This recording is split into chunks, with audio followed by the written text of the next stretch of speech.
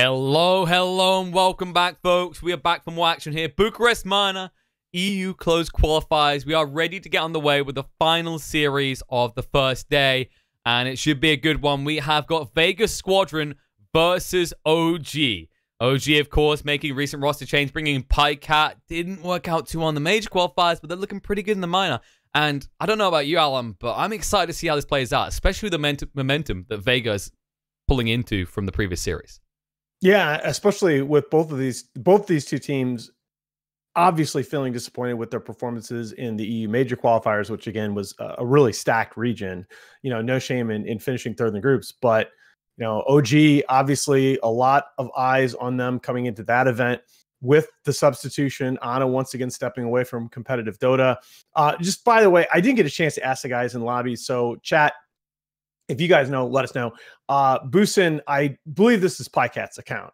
There was a tweet about PyCat potentially feeling ill and then potentially playing with a stand-in, but I think he is fine now, and at least according to Dota Buff, back on his own account for these games. Vega, though, themselves coming out a little bit of a letdown, having to deal with the drama, potential distraction coming into these minor qualifiers, controversy of them initially not being directly invited, but they were able to pull it together.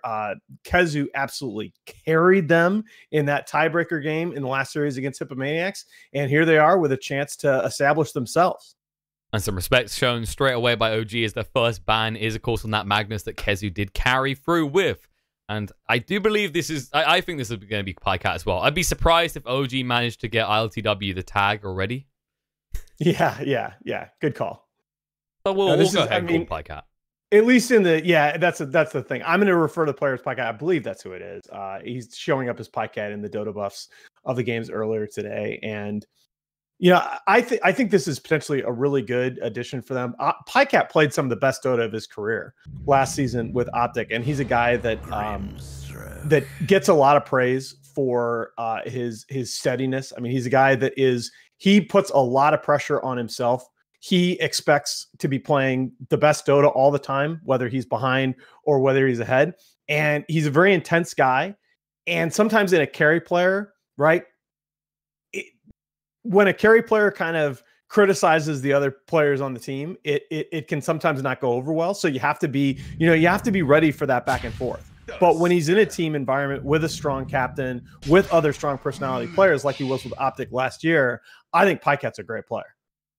And OG, they could be a good fit for this. They are quite a chill team. It'll be interesting to see how they take PyCat's inputs into reflection. But in terms of draft, they're a chill team, but they're a team that is used to incorporating very different dynamics, right? They're a team they're veterans. They have a lot of respect around the scene. Seb has a lot of cred. I mean, it's funny because people in the community will flame Seb, right? But he's had street credit forever within the community of pro players because he's first of all, he's good. He was #1 on the EU leaderboards for a lot of last season.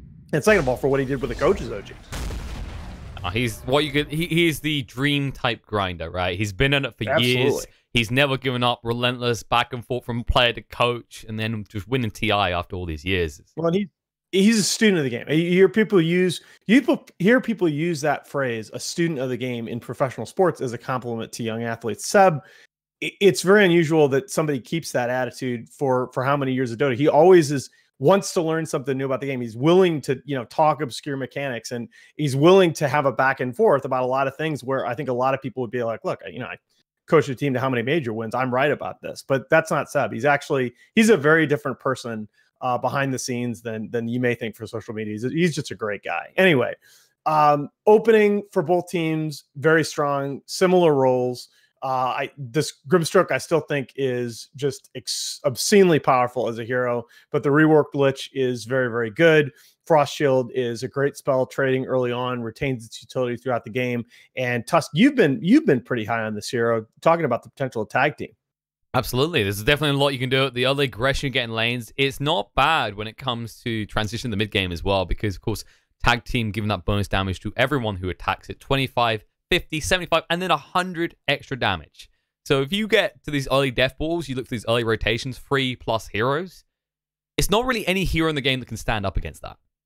Yeah, it took me a while to sort of get a brain around this spell, but it is kind of like a mini cold snap, right? Except a mini stun, it's a 75% slow for half a second. And yeah, 100 damage at max level. And it just goes with this theme of both Lich and Tusk go with this theme of we're trying to take away the boring spells, right? I mean, Frost Sigil was a nice high utility spell, but it felt kind of boring to play. I mean, tag team, much more active, incentivizing fights, and it goes with the skirmish style that this hero likes to play in anyway. Absolutely. And then, of course, there's just Lich, who I think's boring about that hero. The new one, though. The new one. So different. You know, you've got that active effect of the Frost Armor that's pretty useful for those early kills and can protect later on. And, of course, well, the gaze. The gaze, much more, shall we say, interesting. I'm not gonna say contributes a lot more, because in fairness, Sacrifice was doing a lot in terms of denial. But definitely a lot more interesting to watch this Stone Gaze, not Stone Gaze, the Gaze rather than Sacrifice. Yeah, and look at the Drow Ranger ban. OG did pick that in the first game of the last series against Final Tribe. They ended up losing that particular game, but you know, we may have been a little bit too quick. They beat Helsinki Reds with it earlier today. They may have been a little bit too quick in writing this hero off out of the meta. We have seen some teams experiment with it. Of course, I've seen it in combination with the Sniper. I believe it was one of them, which was an interesting choice. But this is a point of controversy. Some teams love leaning back into this right now. Other teams struggling to find a way to make anti-mage work.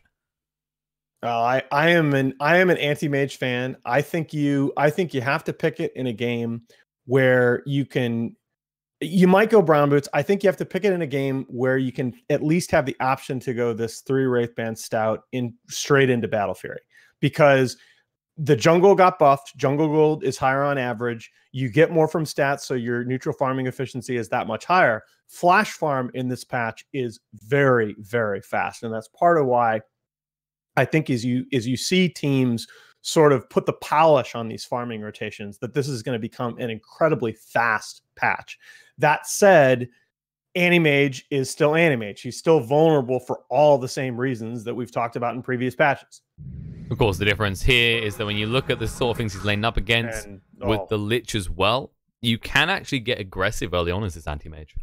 Well, but this is a big problem, right? I think Rubik, it's funny because in the past you would have said, hey, Anti-Mage plays fine against Rubik. I think Rubik it creates real problems now for AM, because this Arcane Aura it's flat out broken, extends the duration of all of these debuffs, and all of a sudden that chain stun that is so crucial to being threatening the Anti-Mage, there are so many more hero and spell combinations that can execute perfect chain stun against an AM when you have something like Arcane or Arcane Supremacy on the field. That's part of why I think that ability is like so conceptually broken. And of course, on top of that, Rubik is a hero that is always looking for that cheese ability, whether it's Shikuchi or a Blink. And in this case, Anti-Mage, it's not very hard to snatch that Blink away once you have 6. Exactly. Also got to talk about the fact that Rubik has substantially more flex value in this patch. There are a lot of pro players, Miracle being one of them, that have wanted to play core Rubik for a very long time. And it looks like with this hero's new skill set, it may not be a thing in very many games, but it's at least situationally viable. We'll see where OG wants to go now with their draft. They're going to need something that supports this kind of 4 protect 1 mentality that Anti-Mage is just so accustomed to. Well, we'll see. I actually think Anti-Mage is a little bit more versatile in this patch. There is a little bit more potential for outplay now with the active, right?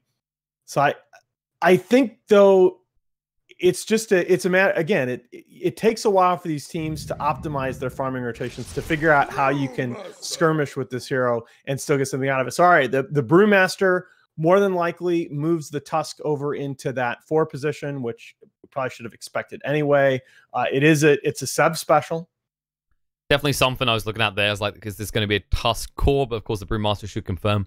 Then again, you could run the Brew as a 4. These two are actually fairly interchangeable. We've seen it as a 5 too, right? Remember, I mean, Puppy had been running it as a 5 position hero. So that's again another one. The crits on this hero do so much damage now that you can actually get some decent physical damage output out of this hero with little to no farm. Also, consider the combination. You have a Tusk and a Brewmaster in the same lane. It's 2 melees, but actually, once you go like level 2, nice shards, Drunken Brawler, And tag team, you have a lot of kill potential. Right. And you know, when you talk about the classic 4+1 playbook, you know, look at how VP was able to run to win so many majors last year. I mean, VP is so adept at just turning it into a contest of who can contest the other team's safe lane better. And this Brewmaster and Tusk combo, we pay too much attention to kills in the laning phase and not enough to farm differentials. Like, this is a lane combo in the Tusk and the Brew that, if they get off to a good start, are capable of preventing an enemy carry from farming. That's the thing, the aggressive potential. You do see Vega going into that OD, and this is a hero that can farm fairly well with the change to the Arcane Orb with the splash damage now.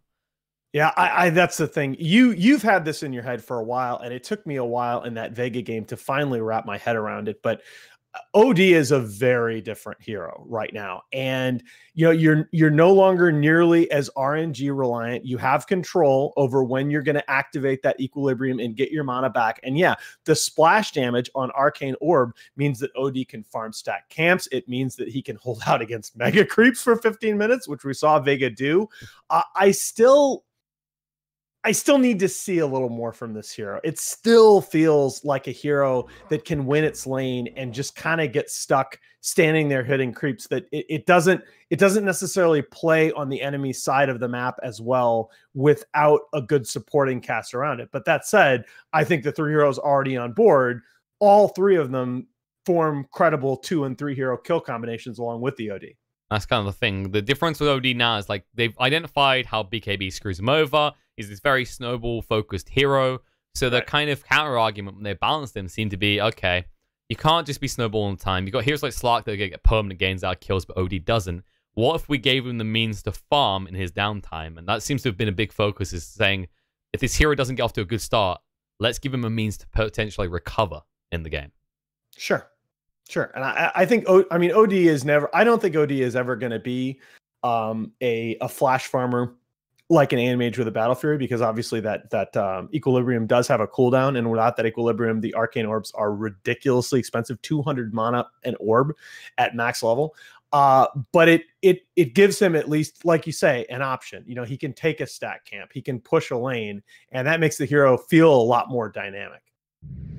Let's see how they're going to round this out. Vega, they go for the Faceless Void here. Okay, that's one way to approach fights with the Anti-Mage, but I don't know. It's a throwback, too. I mean, this is Void versus AM, right? How many years have we been talking about this in pro Dota matches? And this is, you know, unlike the Void combo that we saw earlier today, I think this OD is a much better complementary piece than, say, the Medusa, because OD, it doesn't need to get nearly the farm before he can play, especially alongside 3 other very active heroes on the enemy side of the map. The thing I am looking at right now, though, is you have got a lot of targets you have to catch. Of course, the Ice Shards can ruin your Chronos a little bit. On top of that, a Cyclone coming out from the Brewmaster. BKB is going to be a crucial point in this game for when Void can get it. And that piles pressure on. I was afraid of that. Okay, so this is going to be a Thompson Arc Warden, and the thing that you see with Thompson on this hero, and that I've seen from very, very few other pro players, is he threatens towers on this hero extremely early. The way he plays lanes, like, he will go and start hitting your tower anytime you fall back in your lane, and it just creates so much pressure for OG. OG, watching them during TI, really taught me more than anything else that tower damage can be almost as significant as tower kills, because you put a lot of pressure on the opposing team to rotate in to protect that tower, to make a play in your lane, and it makes them that much more predictable. It gives you that much more opportunity to anticipate what they're going to do. And Thompson, you know, he was certainly the best mid in the tournament at that. Yeah, he proved that you can actually give a lot of gold over those Necronomicon creeps, but as long as you're slowly taking down those towers, that's all that matters. Right. And the stats were ridiculous, right? There was one game where how many thousands was it he gave over in creeps? Oh, he fed so much Necronomicon gold in that tournament. But that's the thing; they are happy to feed gold if it means sustained pressure, if it means that you are playing on a smaller area of the map than they are. It really does boil down to that calculus. And as a result, we have our lineups. We're ready to get underway. Game 1, best of 3 here. You've been having all these best of 2s today. It's time for a decisive victory no matter what the outcomes of the game are, because only one person can be victorious here. The other one will be knocked down to the lower bracket, fighting for their life tomorrow. Now, it's going to be interesting, too, because the other part of the equation, we talked about the renewed OD focus on potentially neutral farming and his ability to clear lanes a little bit faster. He didn't, earlier at least, he didn't feel quite as strong in lane to me. We just cast an OD Husker matchup where the Husker just dumpstered him. And I'm curious as to whether some of the reworks are going to affect his matchup against the Arc Warden as well. It's a hard one. Flux means it's very hard for you to actually trade effectively. Right. Because immediately you have to walk so close to it. That's the other thing people sometimes forget, is when you start out, Astral Imprisonment's range is very horrible. Low. Right. Well, I think the perfect example of seeing is things like Shadow Fiend matchup where people think is great, but that's a perfect example, right? Like I like to use these very clear examples when you're looking at the mid one-on-ones, because it gives you the full picture. It's like if it was a Shadow Fiend, you're walking forward, you get hit by 2 razors, it takes you so long to reach him. It's similar in that Thompson can see you coming, he puts on the Flux, he then puts down a Spark Wraith. You might stick him in the Astral, but you haven't traded effectively. Right. And that's kind of why that cast range nerf on Astral was just such a key change to the OD, right? He now has to, it costs him something to keep you off that range creep with that spell. This is really funny up top. Yeah, somebody Spark party Wraiths. on the bounty room. Does anyone want to come and get this? I didn't think so. You had a Clary as well, so we'll be fine with that. I mean, they become like techies' minds at some point, right? Look at this. Madara. And he's just going to time walk it off. Ah, well played. Now, Inkswell running. Forces boosting to level in the blink.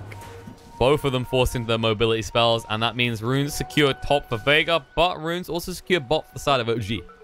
Yeah, sure. That's how it goes. It's a nice heady play by Madara to say, all right, fine. Stack up your wraiths.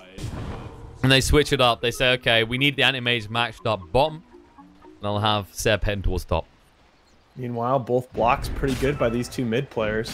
Look at Jarax. I love this move, actually. He levels in a tag team, and he knows he can get that aggression because of the way that the creep waves work now. Good call. Well, May get him off to a pretty nice start here. It's looking not too bad. Mage taking some harass here, though, in the first couple of waves. Ends up astraling the creep there. Yeah, he had no choice. It's once again, you have to get so close, and Thompson's going to move back as soon as he sees you move like that, which means you're aggressing. Is really low down here. Oh, he is. May go down. Go down. They get the final touch. Nice move there as they bring 3 heroes down the side of OG, and this is kind of that power I was talking about when you bring a Tusken in a tri-lane scenario. You're not going to have him hang around, but to begin with, just opening up like that kill. Yeah, also just very, very efficient for that level 1 Frost Shield. Definitely, and that gives them a decent start, and you need that on the Tusk because this is a hero that, well, pardon the pun, but he does tend to snowball out of control if he comes out of the lanes looking pretty healthy, looking pretty bulky. Wow. It's a classic comment. To go for that. It's a classic, it's a fair comment though, especially with this new iteration. I think that's the thing that people haven't clocked onto yet. Like you mentioned it yourself, the sigil being removed, that ability was like, no one really wanted to level early on. It was... maybe even net you a kill 1 in 100 scenarios, but tag team just does so much early on. Yeah, Seb does win the race to level 3 as Jarax has been back pulling camps, but he's taking a lot of damage doing so. Gonna duck here behind the trees. He does have a salve available as well, so he's kind of in the regen battle. No, they're just doing damage. They want to force the time walk out because it's a big cooldown level 1. See, that is a lot of damage you got off of the tag team. That's not bad. Insane. And, you know, sometimes there are games where you go greedy, take an orb of Emma as well, and it's just absurd. In this type of game, it's not worth it because the Void can get away anyway. Sure, and on top of that, you need the extra regen anyway. So. But he will start to have this impact, especially with Drunken Brawl. You see that the Time Walk got used. Like, if you approach it too hard, the Drunken Brawl comes off cooldown first. With the tag team, you can take him down to half HP, and he won't have the Time Walk. Yeah. The other nice thing, though, about the... Oh, here we go. Little action on top. They're going for maybe next time. MNT That's much maybe in easier. trouble. Feel the crits, feel the power of it. Now Badara's going to harass back, but he can't be too aggressive. Yep. Yeah, there we go. Out of position on the squishiest hero in this game on both sides. And there we go. Tag team comes out. Just forces Madara straight away. And it's I think the most ridiculous part about this spell when you look at it is the mana investment. Yeah, it's very, very, very manageable. But, you know, it's funny too, though. This Void, the Time Walk is going to play better in this lane than maybe I gave it credit for, because you're taking very few damage instances. You're taking few instances of high damage. Down bot, a lot of damage being taken both sides. Too. Pycat is just going to dance around a little with Kezu here. We'll move away. Doesn't want to mess with the Sandstorm. But so far, I mean, Pycat's doing great. Top of the CS shot. Yeah, that for an anti-mage in lane, that's going to be concerning. It will eventually become a sure problem here. I'm looking at what Vega has, and you just think of a Void. He can get active earlier than an anti-mage, but he's limited by this big cooldown of a Chrono. Even if you Chrono onto an anti-mage... But this is the combo, right? I mean, the threat of that anti-mage with Frost Shield on him from very early on. It's just a lot of damage that he's getting onto both of those heroes with a very manageable mana investment from the Lich. Absolutely means that it just trades really well. Yeah, it's also the armor, the reduced damage. It's just very hard to compete with that.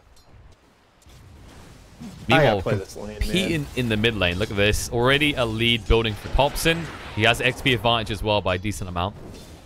And if he hits 6 first, Mage is in trouble.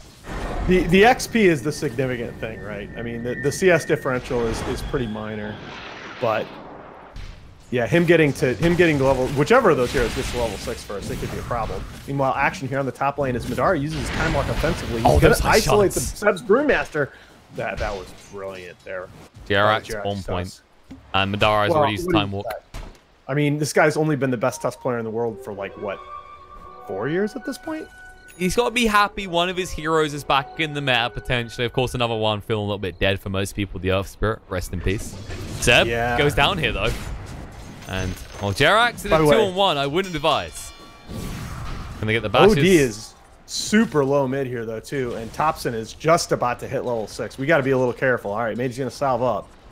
He's still... By the way, Earth Spirit may very well be back. No tail? No tail's got the gaze. He doesn't actually realize this Mage is going in right now. There it is. He can actually drag out the gaze if he wants to. He doesn't even use it. Frost Shield's enough. Thompson stands his ground. Mage will go down. It's an unfortunate turn of events. Meanwhile, while that's happening, top, they strike back. They're like, all right, you can kill me off, but when I'm back in lane, once again, Rubik always the vulnerable target. Was No-Tail 0-1-1 going into that? He was, or did he have the Frost Blast 1-1-1. Okay, he was 1-1-1 going in. All right, that makes a little more sense. All right, Jerax getting a little bit low, but all right, again, he is using these Time Walks offensively with absolutely zero hesitation. That's just the kind of player he is.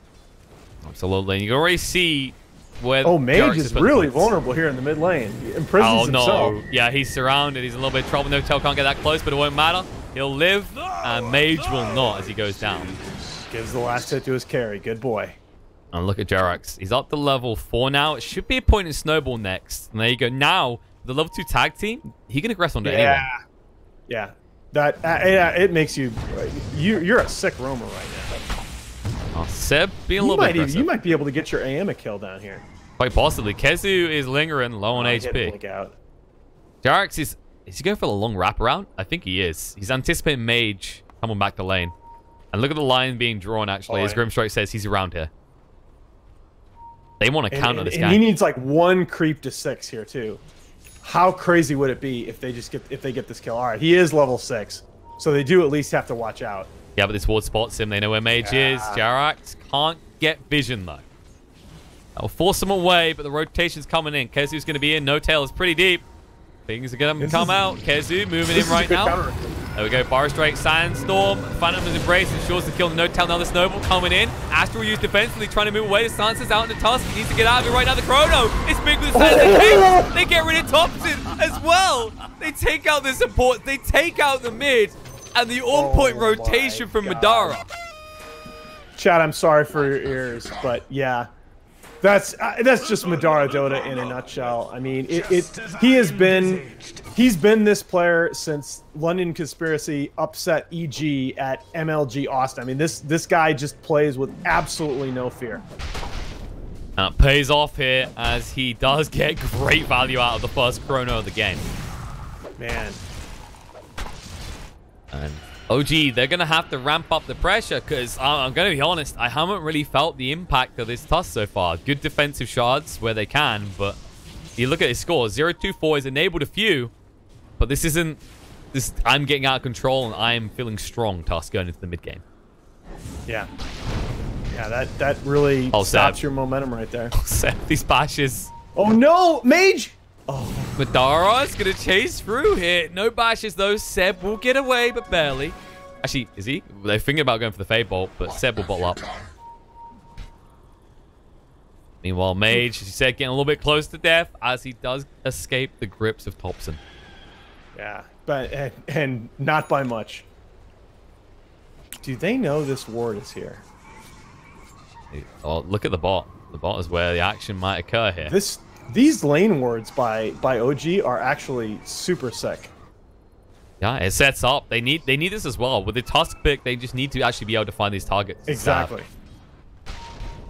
Instead, it's Vega applying pressure in the top of the creep wave. Seb is here. He has got the split. The backup is on the way. And Thompson will be joining in. Hits. They know Pexu or somebody's setting up here, and they might try and wrap around with No Tail and Thompson smoked up.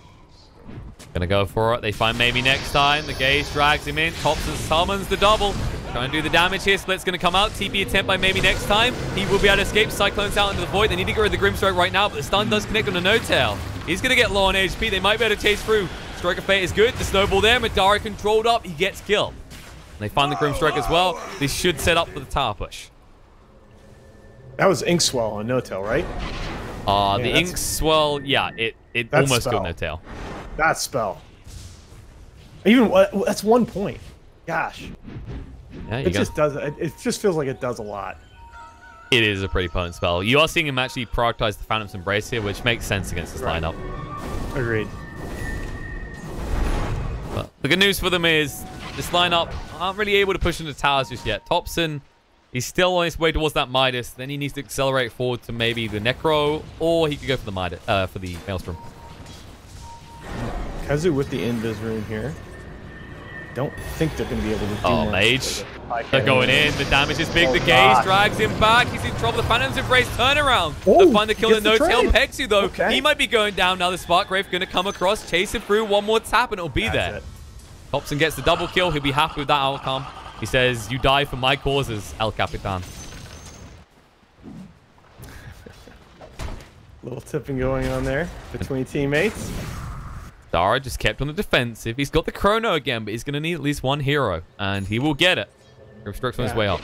Easy to lose sight of in all these exchanges is the fact that OG is actually working on a pretty significant economy advantage at 11 minutes into the game. Well, we forgot about the man who's remained silent because he's just been farming. High cat on that anti-mage. And he's not going super greedy. I mean, he did finish his treads before going hard in the battlefield. Rubik being happy in this game as he has stolen the blink. We said it would be easy to get his hands on. And actually, he's just trying to slow down the anti-mage. Coming in the mid lane. Mage needs to be a little careful here. He knows something is up, though. He's got to. They just have to surrender the tower, I think. Because the tree is broken. You see this vision they have in. There's no easy TP route inside. Especially with all these Spark Graves down. This is the true minefield. Yeah, look. Interesting patience here by Seb. Okay, he's gonna give up when the tower goes down, but he waited in those trees. He knows how important that tower is to open up the map here. Jarak's just scouting out. They know where Mage is. Kezu. The trade will be the Dire Tier 1 top. Yeah, they'll get the tower. They actually need to try and capitalize on the Void ultimate soon. Seb canceling split a couple times just to screw with us, of course. As he does. Just wants to make sure all our towers are paying attention. He has built the Vlads first. We've been seeing this regularly. Especially on the tier 1 teams, it just enables these early pushes, these early Roches. Sustains you a lot in these fights. Yeah, Vega are going to have to get active around the map here sooner rather than later because this is going to start to be... It's a significant economy advantage. It's not a huge one. Speaking of Vega, they got bombs in the bot lane. Here's the kill they need. This is going to be Chrono on 2. Can they find it? Meanwhile, Chrono on the top is going to go in our ward. No, he's still alive. The snowball save. They dodge out the Stroke of Fate. They're going to move him right now into the Sandstorm. That's not good, though. The Burrow Strike through. Walrus punch out, but now starts up and stuck in place. Thompson can't escape with the Tempest double, and Tusk can't either. Double kill for Kezu. As they were trying to find a kill in the bot lane on maybe next time. But he has the blink. and thus they get nothing. Brilliant. Madara gets the initiation there onto both Thompson and his Tempest double, identifies the correct one. Seb, split in the mid lane here. Trying to go for a kill on a mage alone. Finally, Anti-Mage is going to TP in, but this is not really the point at which he wants to fight. A nice response by Kezu, too. Oh, they can't pursue. No-Tail needs to be careful. Really exploiting that Sandstorm. He is. You saw No-Tail down to half HP, and he was like, nope, I'm out. He knows the Bar Strike is there. And they don't need Pycat to be involved in his fight. They need Pycat to continue farm. It should be around, I'd say, about a 16-minute Battle Fury at this rate. Yeah, which again, he chose to be a little bit more on the conservative side, got those treads first. I think you're going to see more and more AMs as the patch goes on, forego the treads, but we're getting action up here. No-Tail's going down very fast. He's in a little bit of trouble, and he goes pop. Kezu just waiting. Target does escape. Take the camp, guys. No, they're going to leave it. All right, Anti-Mage will be happy about that once he completes the Battle Fury. They do have the means to take it as well with Mage. Yeah, exactly. I mean, OD, you got your Midas, man. Madara? They see him here. They're chasing through. Just use the time warp. It's coming off cooldown. Snowball through. They've got the War Punch as well. No, he mistimes it. Time dilation out. Ice Shards are good. Jarak slowed way too much, though. Oh, and Seb comes in with the Haste Rune. So much waste of time. Can't make the play. Yeah, exactly. That's 3 heroes. Meanwhile, your bottom tier 1 is getting owned. And you see what Mage has built. He's like, all right, Arquan's not the only one can do this. He's built a Midas himself. No, he understands. Even with the splash of the Arcane Orb, you know, Vega have to worry about just losing this game on economy as time goes by. And they've really stopped the bleeding quite effectively. That Chrono Kill in conjunction with the Midas on OD is at least going to give them some breathing room in terms of the rate at which OG is going to be able to farm relative to them.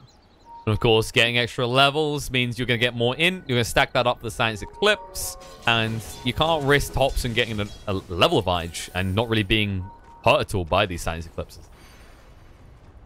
That's one of the best ways of actually just getting through the Tempest double quickly. Boy, just as we say that, talk about OG's farm, though. Thompson going with the fairly aggressive Shadow Blade build here onto his Arc Warden. Yep, straight into the Orchid as well. He knows he has to apply aggression. He knows that Mage doesn't want to have to build into a BKB too quickly either. Neither does Void.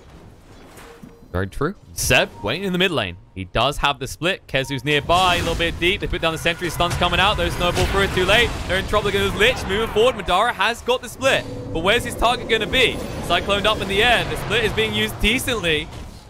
He's down to half HP. Kezu standing here, just dances half. Madara, he's going to wait on the Chrono, though. Can he actually use it? Oh, the Mana Void going down. The Science Clips and return to Science. There's the Chrono. They connect on the 2. They're going to find Anti-Mage on the high ground. Tusk is found as well. But no, perfect bubble. Kept alive by the bubble. Will buy a lot of time. Enough for turnaround kills to occur. Thompson on point with these magnetic fields. What a stud. What a stud. Yeah, that was just absolutely great bubble placement. Where Void was, there was just nowhere he could go to set up the hits. And they're going to get Roach out of this. They are. It won't take them long either without Vlads and with the damage that Thompson does. Look how quickly it drops. Yeah. And first item Vlads, if you guys haven't already seen some of these matches in the minor and major qualifiers, first item Vlads on these offlaners feels so good in this patch. It's not just that. It's also, this is the other use of the tag team. You're seeing it right here. That damage, a lot of that is coming from the maxed out tag team. Yep. Tusk, a newly formed hero with just one big change. Yeah, and there's no, like at least when you talk about Cold Snap has a cooldown between the procs. There's no cooldown between the tag team procs, is there? You get the bonus damage no matter what. Yeah, you just keep hitting. That's as much as you can in 5 seconds. That's actually pretty crazy. Especially when you consider that there's 2 Arc Wardens attacking at a decent rate. Right. Especially even more when you remember Magnetic Field is a thing that gives attack speed. It starts to add up pretty quickly the more you think about it. It's actually really scary. If you're mage right now, you're like, why is a Rubik farming my jungle? But that is what they do with MNT, just like Seeker does with the App Store. They will put some farm on this hero as the game goes on. Hobson's just going to Shadow Blade away. They were trying to get aggressive, but they haven't brought detection for him. And look at the rotation come from OG. They want to backstab on this. They'll be able to do so. Bar Strike gets forced out. Time dilation. Snowball in. They're going to work. He carries through Thompson with him now. War Response will get the kill to Kezu. Pexi found as well the Chain Frost. They just shrug it off. They don't even care. That should be a tier 1 push for the side of OG. Just look at Void right now. He just That's wants pretty out. good bubble placement yet again. No, Void's Void's like, all right, I'm pushing bottom, guys. Peace. See you later. He's going for a Shadow Blade himself, which means he's going to start to fall behind the Sunny Mage. He has got his Battle Fury, has had it for 2 minutes now. OG, though, is starting to really take control of this map here. It's worrisome. You can already see Mage aggressively position himself in the jungle to farm. Means he's always close by if they need an extra hand in these fights. While, speaking of hands, the Might is still being used by OD to try and just keep up in terms of gold and XP the side of OG. Yeah, Pink's coming out, though. They know where he is in this jungle. He's pretty deep as well. As Jerax rotates Snowball. in. Oh, no, he cancels it. He realizes it's too canceled. late. He can't get out now. They have got the chrono. Can they commit it, though? They can't because there's no way to save OD. You actually saw it straight away. He wanted a chrono, but he knew he couldn't actually get OD outside it, which if he did with Science Eclipse, Right. he'd probably get 2+ kills there. Right. That was that was just very awkward from the get-go. I mean, OD had gone over and he showed himself on the creep wave, so they knew that Void and OD were over there separated from the other 3 Vega heroes. I got the split on time. They scanned for this as well. Now they need to run. Phantom's Embrace was so... Old Phantom's Embrace would have actually silenced him there, and then he would have been in trouble, but luckily they changed that spell a little bit. Ooh, Orchid coming out from the Arc Warden is a huge item right now. That's big time pickoff potential, even onto the big cores of Vega. I'm just watching Jerax right now. Like, I love this. Like, I'm gonna harp on about tag team because I don't think people have fully processed what this spell does now. Because it's not just the aggressive use. He's actually walking around with Anti-Mage with a tag team on, so he farms camps even quicker. Yeah, that's totally fair. I mean, 70 mana, right? On a 15-second cooldown. Why not? And as a result, you can already see that the Anti-Mage is keeping up in terms of farm with the Arc Warden. The problem is, these 2 heroes farming this much, one of them's going to have to start taking risks soon. Because there's only so much in the map that's safe. I mean... Seb? They're able to control the map, so Seb is going to get initiated on, but there's no, he's not. The sun is coming out. Madara! He's gone. He wanted the chrono opportunity. They reveal the Orchid, and they get a great impact out of it.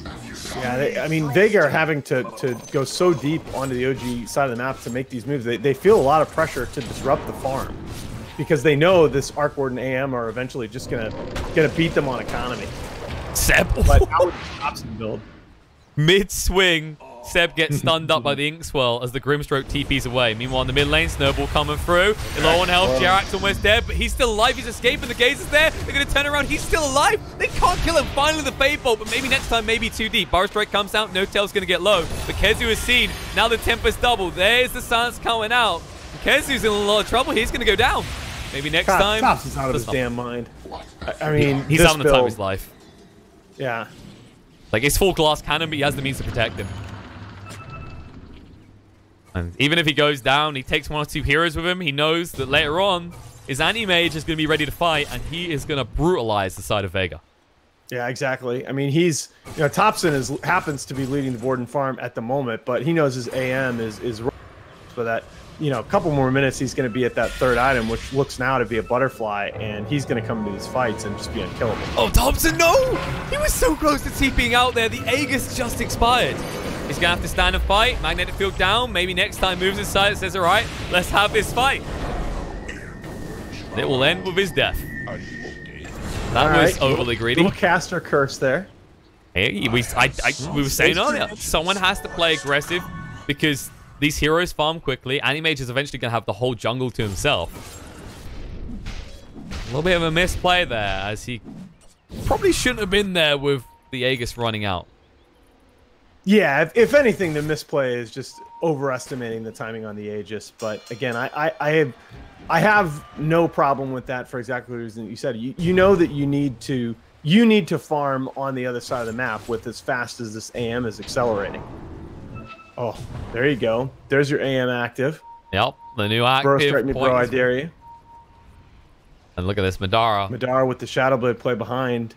That's a dire sentry ward. Look at the move. Mage says whole team go. They need to find this Anti-Mage because if they don't slow him down, it's up to 14k right now compared to Void's 9k. Eventually, a chrono isn't going to be enough to kill off the anti-mage. Vega just getting outmaneuvered around the map by OG. They're being juggled. Thompson on the hunt with a Tempest double. Pexy already knows something's up, though. There you go. That's the kind of aggressive push you want to see, you know, where it's a little bit questionable. They knew they were moving for the anti-mage. They just sent the Tempest double up to scout and maybe look for a pickoff. Oh, gee, they're just playing this right. They're juggling Vega back and forth across the map.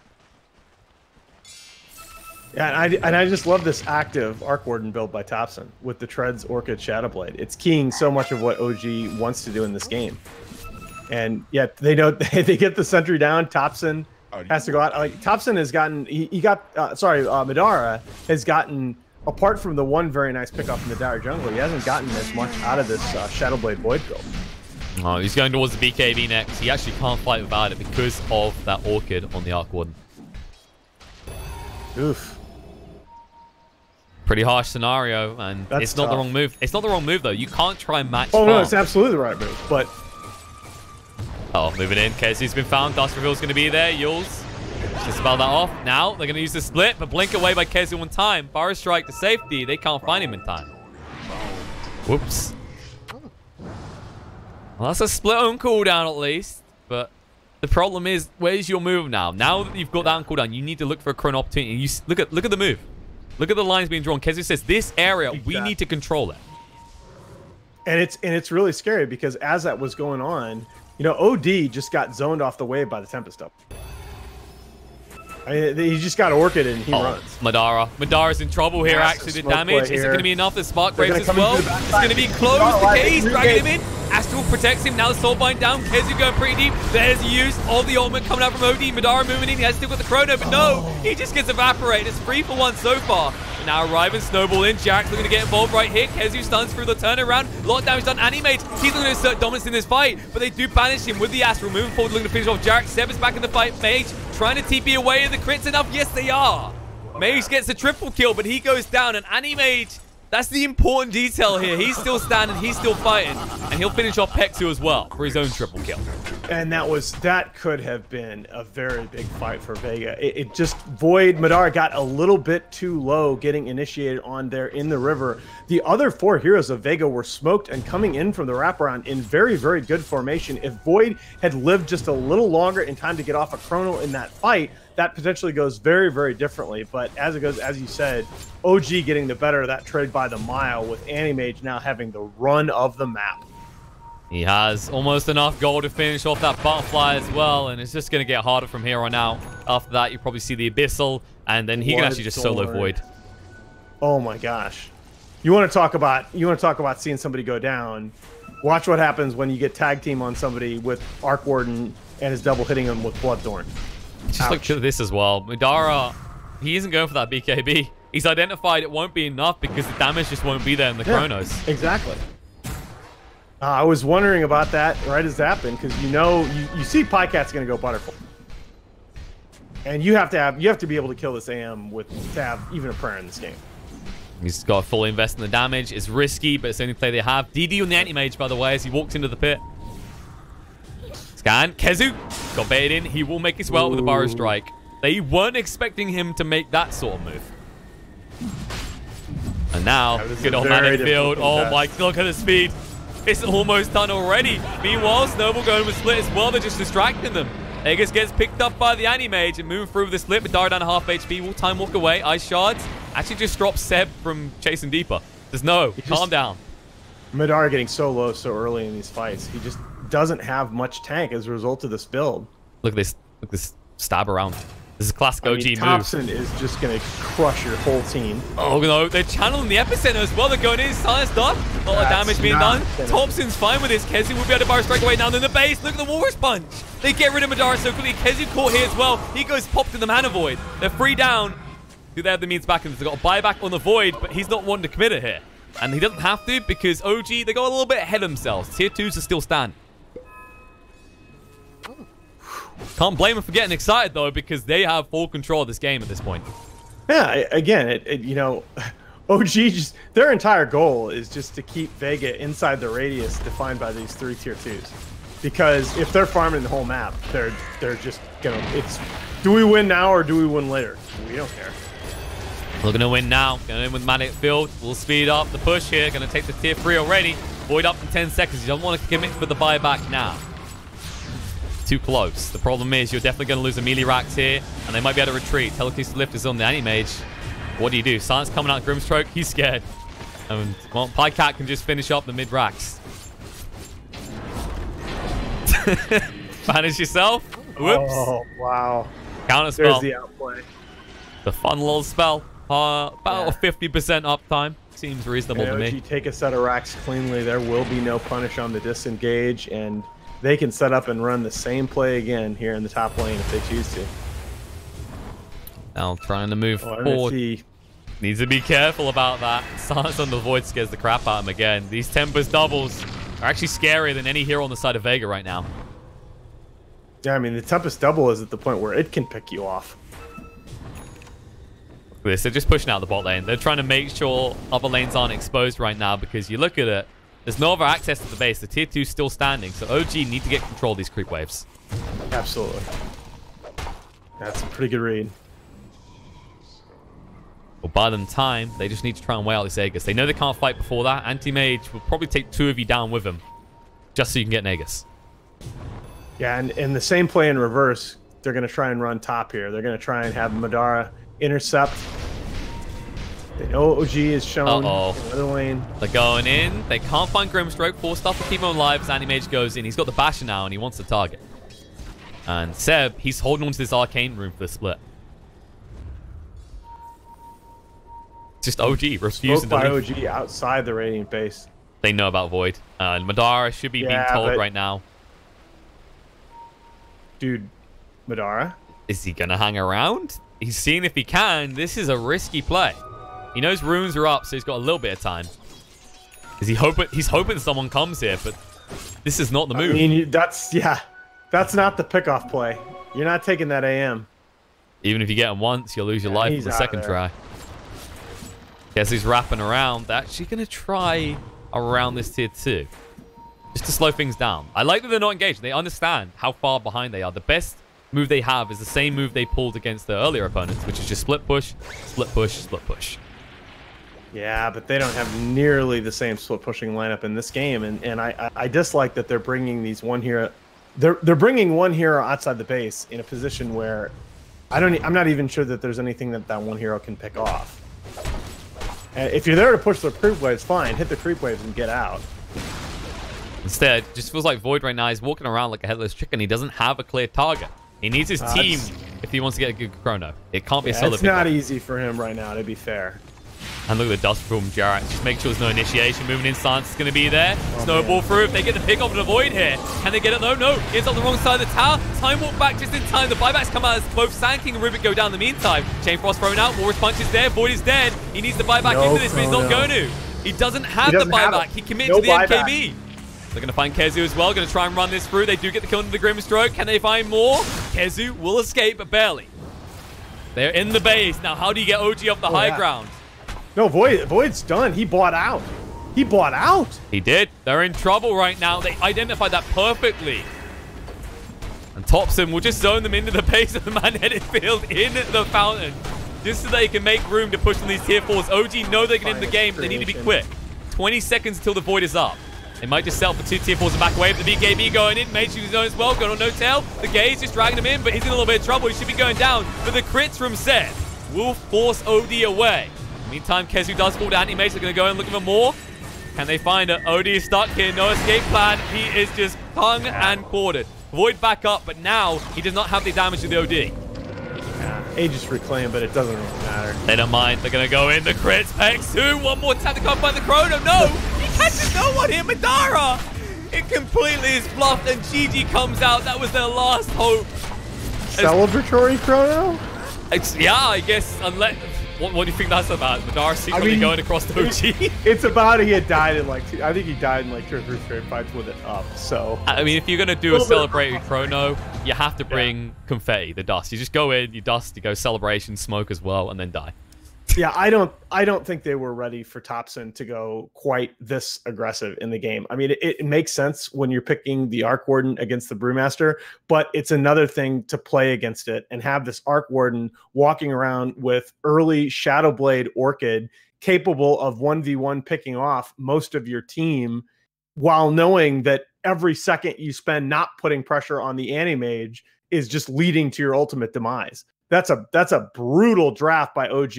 If they're going to play the early game that well with this draft, they're a problem. Absolutely. And that's kind of thing you can understand. You can kind of, to some extent, forgive the fact that Vega perceived that lineup that way. Because every time we see these Arc Warden picks at the moment, they are fixated around this greedy farming mentality. You get your Midas, you then have to get your Maelstrom, and you don't come online for a long time. But Thompson, I mean, arguably the best Arc Warden in the world right now, showing us how you approach this hero and how it can actually be the space creator that looks for kills and doesn't just push lanes. Yeah, I mean, Vega definitely just need to regroup, go back to the drawing board here between games. I think I think saying that they misread the draft is a little bit of an unfair criticism, because I think most teams would have at this point. This is just the way that OG played this draft. It's a little bit of a wrinkle on a classic look, and ended up being very difficult to play against. All of a sudden, Madara going with the Shadowblade build on the Faceless Void, he felt like he was going to be the one walking around the map, forcing the action. You know, OD ended up getting very little of the Midas, because I mean, the OD is not going to get the fight by himself. You really need the OD. The Void isn't going to win the fight by himself. You really need the OD at least nearby to output that damage in the Chronosphere. And Thompson was so much more maneuverable around the map. OG just outmaneuvered Vega and were so much more efficient. So quick to move around the map always meant that Vega were responding. The moves later on, after Vega realized the huge hole they were in wasn't wrong. They were desperately trying to buy time, because they felt if they went extremely late, the Void can come online. But OG, that constant pressure, that's what we're going to be watching for in the second game, is whether Vega can match that. Because you can be assured, after the way they played this early game, OG is going to be looking to just thrust into these lanes and overwhelm you again. Absolutely. Absolutely. And the difference is you now know that from the beginning of the draft, and a team like Vega is going to have a plan to deal with that. Well, we'll see if they can actually put it into action, because we're going to go to a short break. Then we'll be back with game number 2. Best of 3. OG looking pretty hot right now. We'll see if Vega can strike back. Stay tuned, folks.